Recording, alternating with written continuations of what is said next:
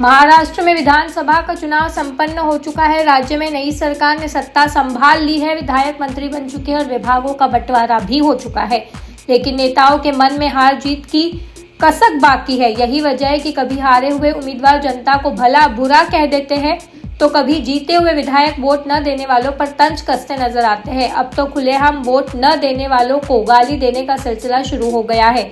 इसी कड़ी में अजित पवार और बीजेपी के सुजय पाटिल के बाद एकनाथ शिंदे की पार्टी शिवसेना से विधायक संजय गायकवाड़ की जुबान फिसली। उन्होंने सारी हदें पार करते हुए वोट न देने वालों को वैश्या बता दिया और वैश्या से उनकी तुलना कर दी।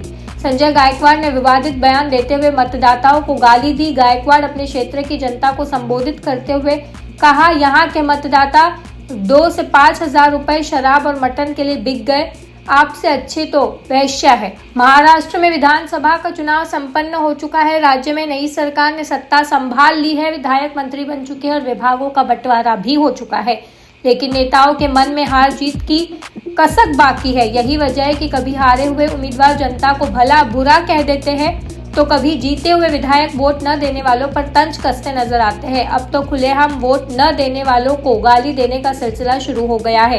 इसी कड़ी में अजित पवार और बीजेपी के सुजय पाटिल के बाद एकनाथ शिंदे की पार्टी शिवसेना से विधायक संजय गायकवाड़ की जुबान फिसली। उन्होंने सारी हदें पार करते हुए वोट न देने वालों को वैश्या बता दिया और वैश्या से उनकी तुलना कर दी। संजय गायकवाड़ ने विवादित बयान देते हुए मतदाताओं को गाली दी। गायकवाड़ अपने क्षेत्र की जनता को संबोधित करते हुए कहा, यहाँ के मतदाता 2 से 5 हजार रुपए शराब और मटन के लिए बिक गए, आपसे अच्छे तो वैश्या है।